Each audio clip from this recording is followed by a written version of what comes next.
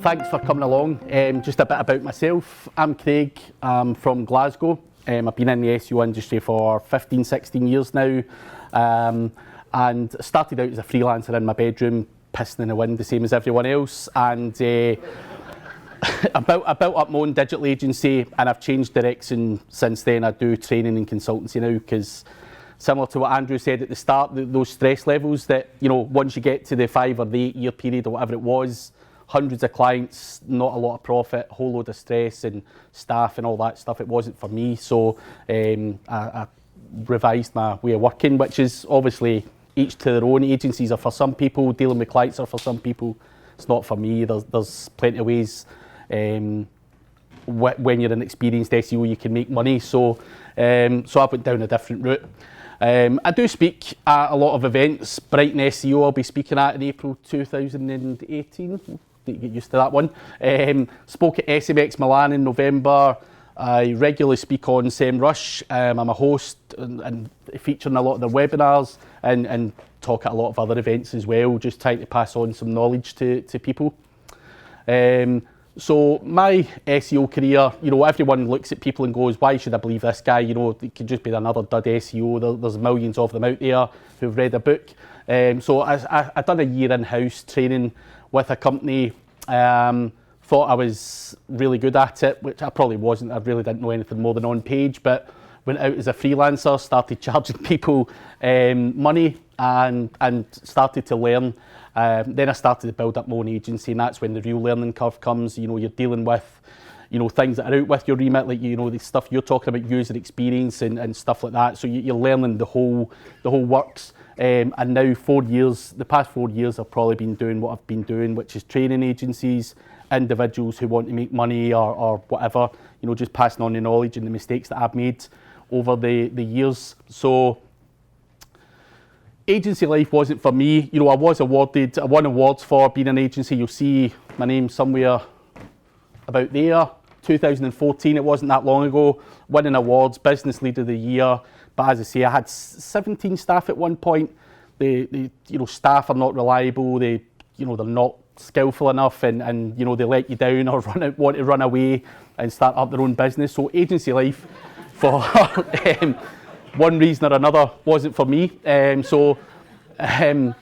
But the main question out of everything to do with SEO. So I've been there, done the agency life, I've done a freelancer, I've done training events and stuff like that. So I would hope that I would be a credible guy to listen to. So there's a big debate in SEO, and you'll always hear people saying white hat SEO, black hat SEO, and what does that actually mean?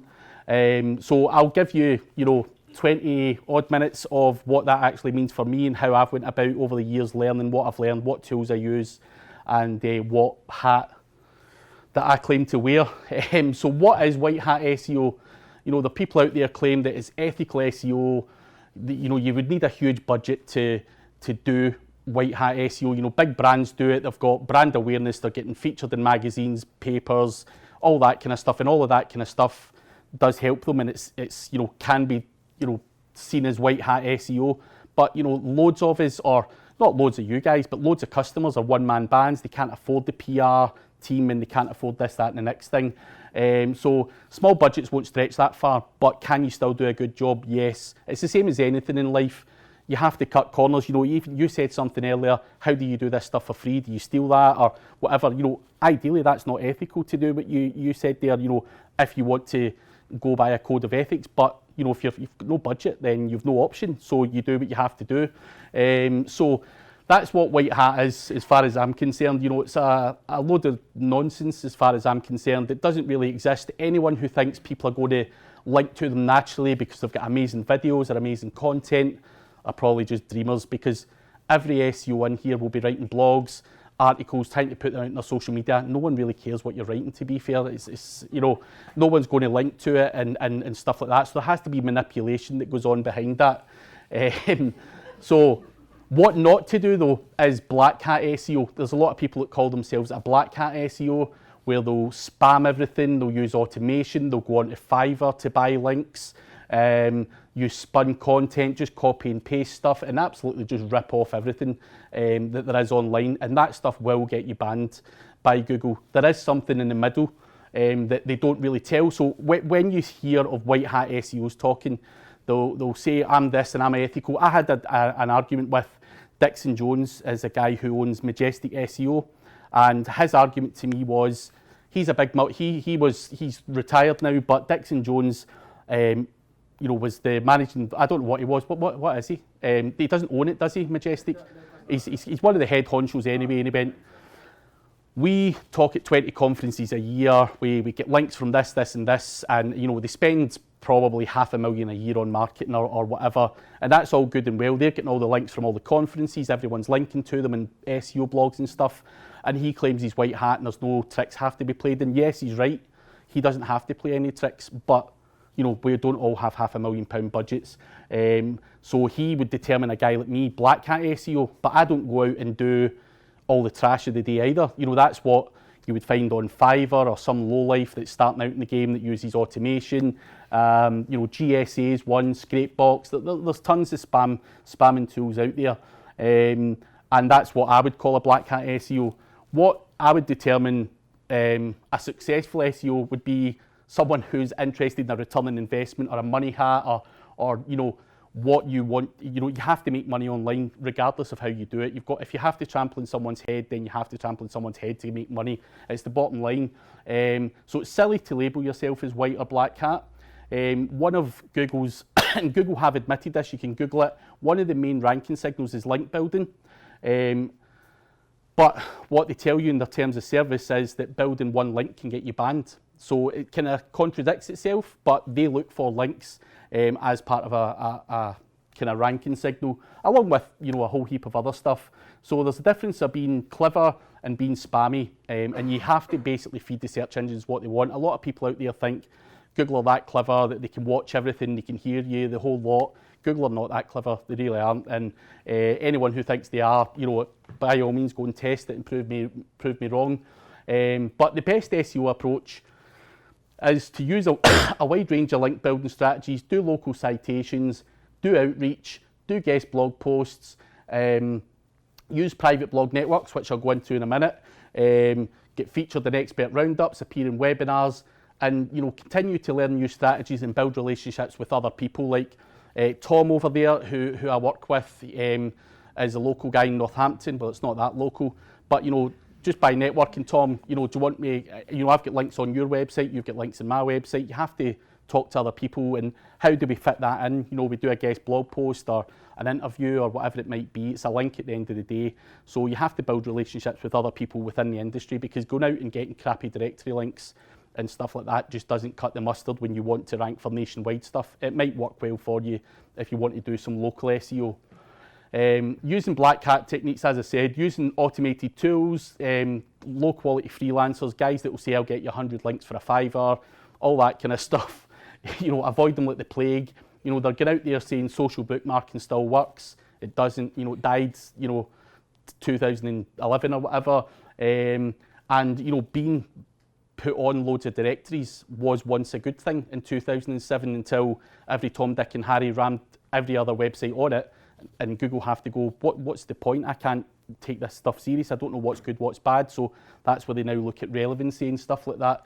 So don't use black hat techniques. They will get you banned, but you have to be somewhere in the middle. A lot of people will also chase domain metrics.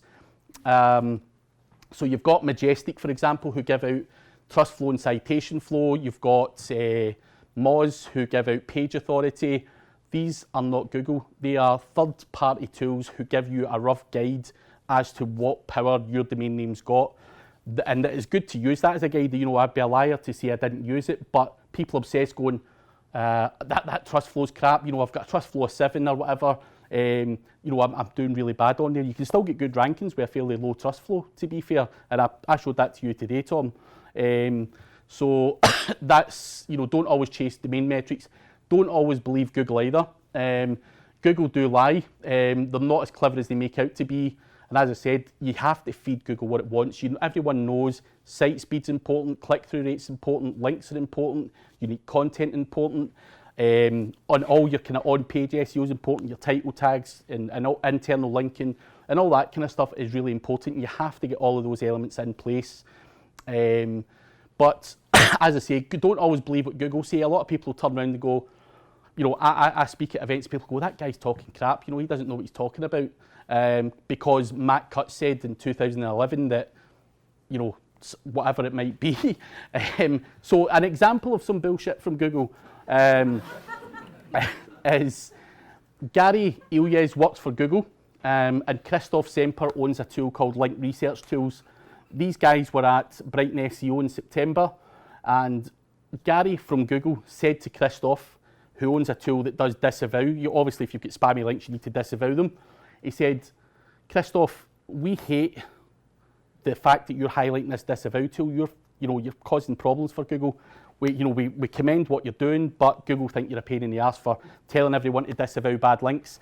And a month later, Google released this statement saying, you don't have to do a disavow unless you get manual action taken against you, which as far as I'm concerned, through my testing, is complete and utter bullshit. And it still is.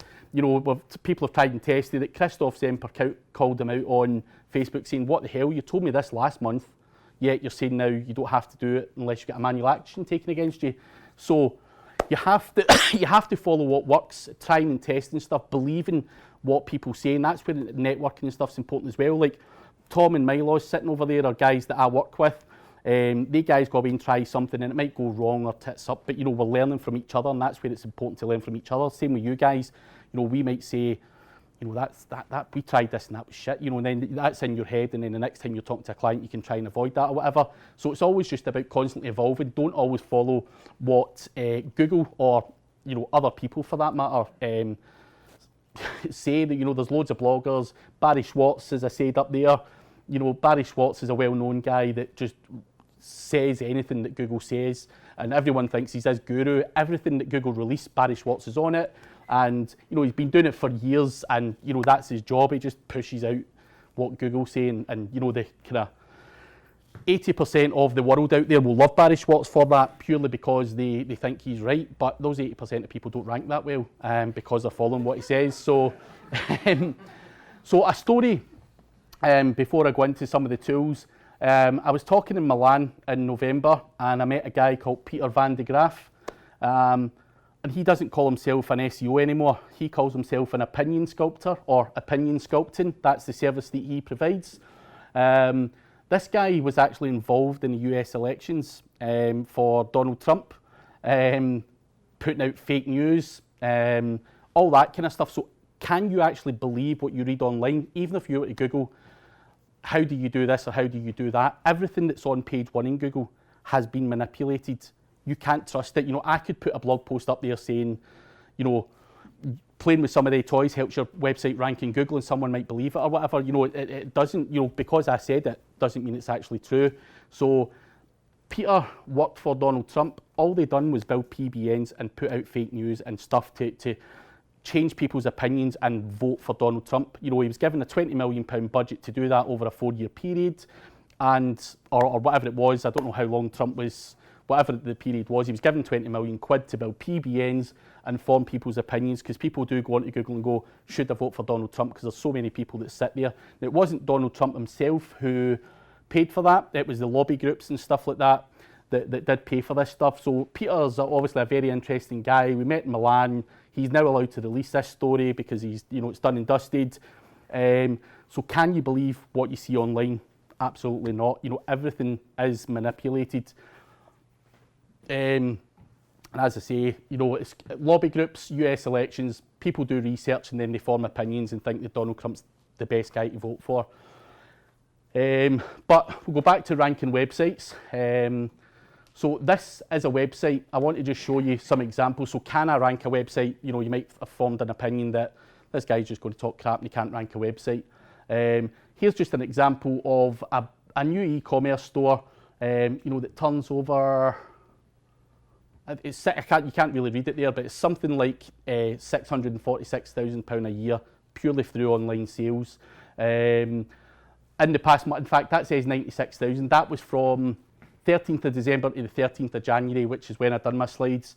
100 grand a month they're doing online. So obviously I've got the ability to rank sites, and some of the tools that I'm now going to show you will but I'll show you some of the kind of black hat stuff that I do. That's their overall stuff for a year. £646,000 and one of their first year. I think they're about 18 months old, all online sales, constant growth, and that's what would form a good SEO campaign. This is another client, so another example of good SEO, which is the one I showed you today, Tom, the traffic boner, as a lot of people call it. This guy started in September 2017, was having 500 visits a month or whatever. He's now up over 7,000 hits a month after a 3-month period. He gets 10 times more sales. So SEO can be effective, still works very well to this day. And then, how did I get that to happen? Tom said it today. What the effing hell did you do there? Did you have to build them a new website? No, the website was good. It had a good user experience, had all the right buttons in the right place, and all of that kind of stuff that the guy said earlier is really important, because clients are not the cleverest of people. It's sad to say that they can't find the button, or they add to cart and then don't know how to go and then process the payment or whatever, because the buttons are not in their face, or as you guys said, the ribbon along the bottom or whatever. So over and above that, I wouldn't be expected to do a job. I'm not a web designer. I hate web design. I would expect when someone wants to use my services that they do have all of those boxes ticked. It's not something I want to sit and get involved in. But private blog networks, how many of you guys have heard of private blog networks? Some of you might hate them, love them, whatever. I'll show you how I work them and how they work for me. So as I say, link building is one of Google's main ranking signals. As I say, terms and conditions also say that building one link can get you banned. I believe that to be scare tactics, but also believe that PBN might not be the right word to use for it as well. Everyone just associates a PBN as a website that someone's bought an expired domain name, chucked up a website and use it to manipulate the search engines. And yes, that is the kind of general way it works, but there's a bit more to it than that. So what people do, or what not to do, is buy an expired domain name, stick it on a shared server, which has all got one IP address. If you buy a reseller account, stick 50 domain names on it and then start linking out to your main website, you're leaving a massive footprint and it's going to get you banned. That's crazy and not what we're trying to promote here. There are tools out there like gopbn.com, for example, which is a hosting company made by a guy who believes in PBNs, which you can have multiple CMSs on it, WordPress and all the kind of other standard ones that are out there. And what this does is it ties in with loads of other hosting companies, so that every time you put a website on there, it gives you like a 123 reg account or whatever, from this one dashboard, so that you're not all your websites are not stacked on the same server with the same IP address, and it avoids any footprints. You can also change your server locations, so if you want to build a PBN targeting the American audience, then you can have GoPBN give you just American servers, so you can dictate what servers go on there as part of your PBN.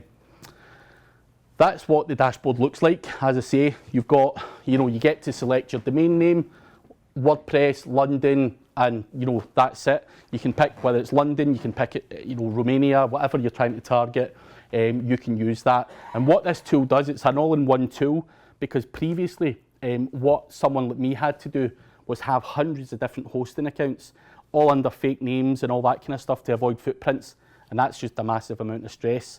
So in this day and age, people are building tools to make this a bit easier, and gopbn.com is one of those tools.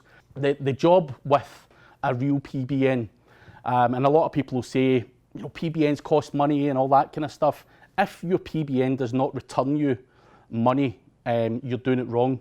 As far as I'm concerned, every single PBN should make you money, whether it's through affiliate marketing, whether it's through AdSense, or whether you rent that website out because it ranks really well. You can have a client's details on it. The way that I started my PBN was years ago, when exact match domain names used to rank really well. All you had to do was buy Builders in Cambridge or Builders Cambridge, slap a one-page website on it, and you were guaranteed page one, position one, without even building a link. Content alone would rank you. And what I used to do back in the day was, rather than go to people saying, I'm a good SEO, I might be able to rank you over a 3 or 4 month period, I ranked the website first and then went to people saying, do you want your logos and stuff on there. Give me 200 quid and we'll get, logos on there and whatever. And that's something I still do to this day, is still have a lot of guys that rank really well and just rent the websites out to them rather than them taking a risk in an SEO, because I'm sure, most of you have heard horror stories where people are getting turned over for tens of thousands of pounds and SEOs have not lifted a finger. So that's how I started mine. A real PBN's got to be a real website with real traffic, real rankings, no mad footprints where they all interlink with each other. They're all registered under my own personal name, and they've got to be regularly updated. You can't just put up a website and just leave it. Every PBN has to be a real website that makes money and does regularly get updated. And I don't mean adding 5 blog posts a week or whatever. Whether it's 1 a month or 2 a month or whatever you would normally do with your own website would be perfectly fine. So the job with a PBN is to work smart, do it properly, and don't always think of the low kind of cost options, because otherwise you are going to start to leave footprints. They don't think cheap part there. People will always go, I'm going to build a PBN, that all sounds really good, but I'm going to whack it all on a shared server because I can't afford to pay for a couple of different accounts, or I can't afford Go PBN or whatever. And it's a massive mistake to make. That's where you start to get penalised and stuff like that by the search engines. So there's other tips and tools here. To buy an expired domain name, you can use tools like expireddomains.net, where you can go on there and see all the domain names that are expiring, how many backlinks they've got and how much power they've got, and then jump in and grab it for 5 quid or whatever the cost of a domain name is these days. It's also important, before you buy an expired domain name, do your research. Use Majestic or whatever to see if the domain name does have power. You can also go onto the Wayback Machine, see what was on there previously, make sure it was a real website, and stuff like that, because what you don't want to do is buy a piece of garbage. It's just a waste of time. So do your research, and there are tools there like domrecovery.com. So at the push of a button, you can take a website from the Wayback Machine and chuck it up onto your website. So you can basically say it's a local letting agent in Cambridge, you can take that domain name, use DOM Recovery and put it back up within minutes, and that's you get a PBN. You've obviously got to take the letting agents, maybe their number down or the logo or whatever, and just put something basic on there. But that tool, it's a one-off fee, and you can just get websites from the Wayback Machine and use that as part of your PBN strategy. You can also use Domain Hunter Gatherer, which is a paid tool. You can also buy domains from auction websites like GoDaddy and many of the other ones. And you don't have to use GoPBN. You can just mix up your hosting accounts with 123reg, VidaHost, or anything like that. Just make sure that everything is all mixed up. DOM Recovery, as I say, grabs all the content, including the CSS, JavaScript, everything. 97 quid, one-off fee, and that whacks a website up there. So it's quite a good and quick way to quickly build a PBN. Domain Hunter Gatherer, that can obviously find expired domain names for you. It uses Majestic and Moz APIs to give you the kind of domain metrics of the domain names you're looking at, and it can also scrape for expired Web 2.0s. Web 2.0s are not a great link building tactic anymore because, again, people ripped the backside out of that, and it's dead really. But Domain Hunter Gatherer can find, there might be a wee gem in there somewhere. Website hosting, as I say, the most important part for this, and I can't stress it enough, is use multiple web hosts, use different locations and different IP addresses to stay under the radar. Avoiding the footprints is vital. So you've obviously got to vary your who is data as well. Use different templates on different websites. If you do choose not to use DOM Recovery, and you're going to use WordPress or whatever, don't keep using the same template, because everyone else building that uses the same templates, the on-fold template or whatever it might be. And again, that's a footprint in itself. If all your websites are all using on-fold and all linking to the same websites, you're leaving a massive footprint. You also want to vary your plugins and stuff as well. So people out there will use all-in-one SEO or Yoast or whatever. It's probably 50-50.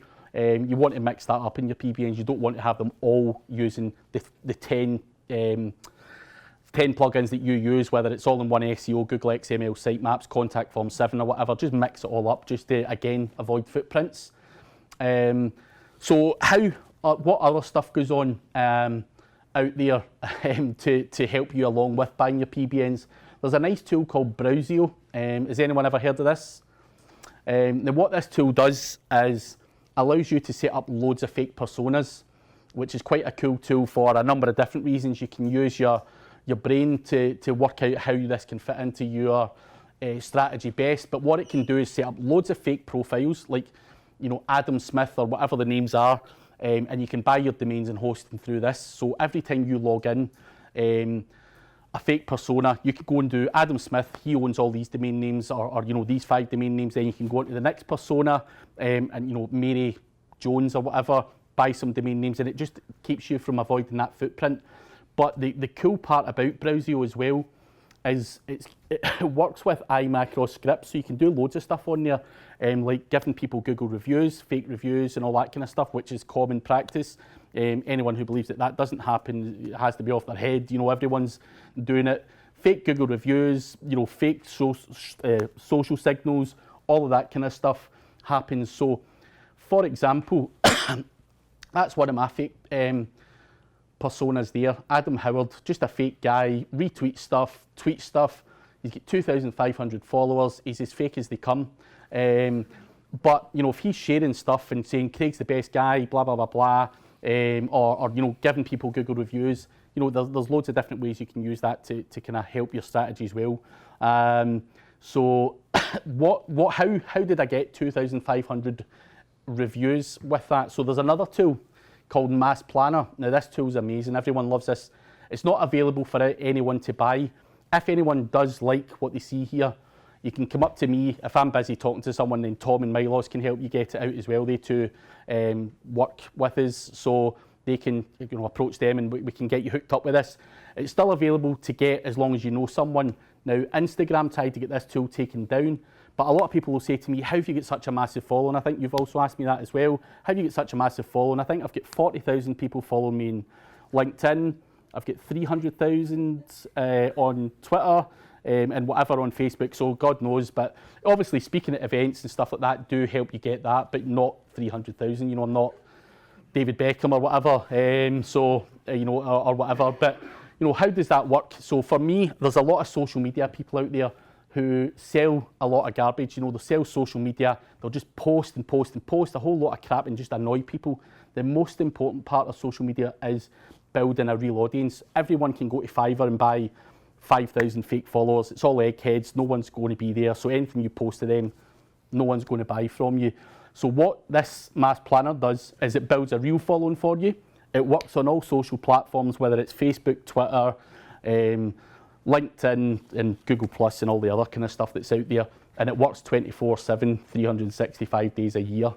So what it does, as I say, that's all the kind of stuff it does. You need proxies to use it though.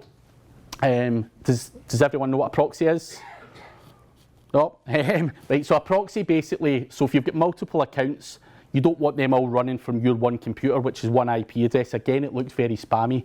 You can buy proxies, so say you've got 30 fake personas, you probably want to have 30 proxies to do all your kind of automation, which costs you $50, but again, it's well worth doing. If you've got all these fake personas, I'm sure you'll be making a lot of money. But what this Mass Planner actually does is you can follow people. So say all of you guys are all digital marketing experts in here. I could go into my Mass Planner and say, anyone who follows everyone in here, I want to follow them. And my tool will automatically start following all of your followers because they're probably likely to be interested in what I've got to say. And you can do that with, SEMrush or any other kind of SEO tool, and people will automatically start following you back. The tool can then unfollow them if you don't follow them back. So you can adjust this all in the settings. It's very simple and easy to use. You can follow people based on keyword. You can favourite people's stuff on autopilot. You can retweet people's stuff on autopilot. You can actually direct message them on autopilot. So you'll obviously see it yourself if you've got Twitter. People say, thanks for following me or whatever, and you're going, Jesus Christ, that guy's on the ball. You know, they're using automation there. And this stuff just works 24/7 based on your settings. Whatever message you want to put out to these people, it will work for you. And obviously, as I say, the most important part is the follow and the unfollow part.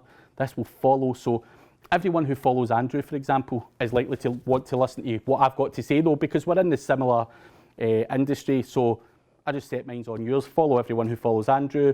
Some of these people will follow me back, and then I'll move on for you. You're in the bin. Move on to someone else, and then once I've used and abused you, move on to the next guy, and the next guy, and the next guy. So you can set all of this up.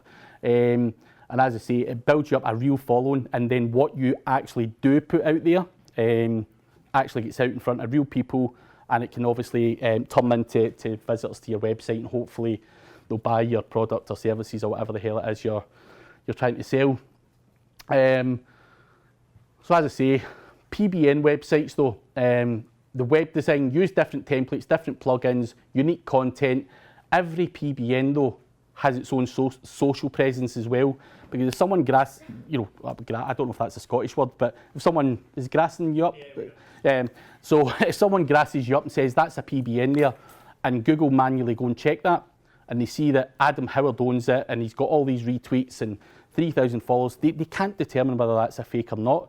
So again, using automation to kind of cover your tracks is a key part. But as I say, it's not all about just covering your tracks. It can build you up massive audiences, and you can retweet your own stuff and make yourself look semi-famous. I do that sometimes, so it's always got to be done.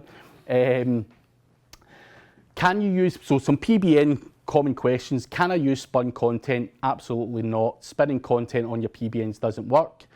How long before you link to the money site or money sites that you've got?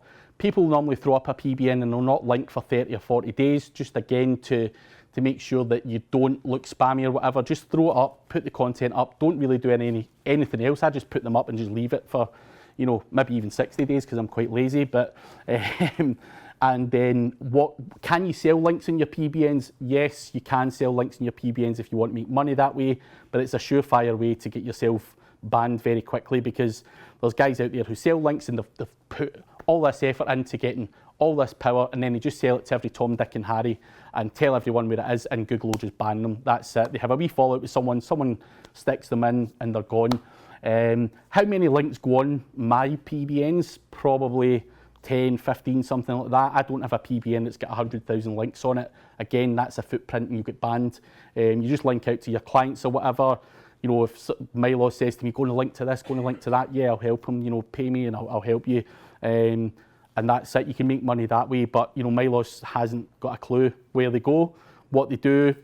He's just got to base his decision on me, on results, and that's it. Job done. He's happy, I'm happy. No one can get grassed in. So you need to be careful what you're telling people about your PBNs as well. And do you need to build links to your PBNs? Yes, obviously treat your PBNs like a real website. Do get citations, do get links from other people, and treat them like a real website. How to manage and monitor your PBN. Obviously, if you're doing it on a large scale, like 100 websites or more, you're going to have to monitor the uptime, rank tracking, domain metrics, all of that stuff. And again, there's another tool there called excerpt.net, which has 45 other tools integrated with it. Rank tracking, expired domain. What else does it do, Tom? In fact, I've got it here. It's got backlinks explorer, long tail keyword finder. It's got site auditing tools, citation scanner, goal tracking. You can back up your website from it. So to manage 100 websites is a lot of work. So again, a tool like that is key if you've got a big PBN. If it's only 5 websites, then you don't need it. You just check your 5 websites manually every day. But if you're going to do it at scale, then excerpt.net is a very good tool. As I say, feed Google what it wants. Domain metrics is a good way to figure out whether a domain name has any kind of power and relevance. The most important part for Google is, if Milos is an accountant, for example, he's not, but if he was an accountant, he needs financial related links. He doesn't need one from a web designer. It's not relevant. It's not really going to carry as much power. He needs as many accountants or any kind of finance or forex trading guys or whatever pointing to him so that he's seen as an authority. So it's got to be relevant. Use your PBN as part of your bargaining tools as well. So I could go to someone, again, I'm going to use Milos as an example, and say, I want a link to Milos' website, and I'm going to say, well, what are you going to offer me? If I've got a PBN and I've got 10 other accounting websites, I can link back from any one of them. So you can use them as a bargaining tool to exchange links with other kind of website owners. And you also want to keep your PBN a secret. Never report that stuff to any client. You can if you want, but I think you'd be shooting yourself in the foot. As I say, never sell links. Treat your PBNs well, and it will give you a hell of a lot of link building power, which is exactly all I've done for the blind company who shot up like that over a 3-month period, and they went from 500 hits a month to just under 8,000 just now, and that's continually grown month on month, and you know, hopefully they'll get to 50,000 or whatever the limit is. As I say, I never report on backlinks. No SEO out there. You know, you had Milos again used a guy called Finn from some dodgy forum, and he did report on his backlinks, but they're all absolutely horrendous. Any SEO worth his salt is not going to report on that stuff. The job is, SEO is a service, and the job is to rank websites, get more traffic and get conversions, and that's what you really should be reporting on. And that's what really, you know, agencies that claim to be white hat SEO outsource the link building anyway, and the chances are some scumbag will be doing a PBN, but probably very badly. So client demands, clients want to know too much. The part here, building PBNs, I can say to a client now, because of my track record, I can show anyone analytics, I can show them anything. I just say to people now, I can't be bothered reporting to you, I don't want to listen to all your crap. They want to know too much, so I can just say to people now, we can give you a bit of education, just base me on this, or we can give you training. That's it. We're not here to sit and sell our souls to the devil or jump through hoops to justify what we do. PBNs, as I say, is a very real thing that works very well for me, and ranking for keywords is our main target. And if you rank for keywords, then you're going to get traffic and you're going to get sales, no matter what way you want to look at it. So that's it. Beer break for me. If you guys want to ask me any questions or know anything about the tools or whatever, you can get me on Twitter, LinkedIn, Facebook. You can email me, or Milos and Tom are there as well if I'm chatting to someone else later or whatever. But if you want to know anything about the tools, then we can, if there's anything that tickled your fancy, then fair enough. But that's my contact details there. And that's me, so.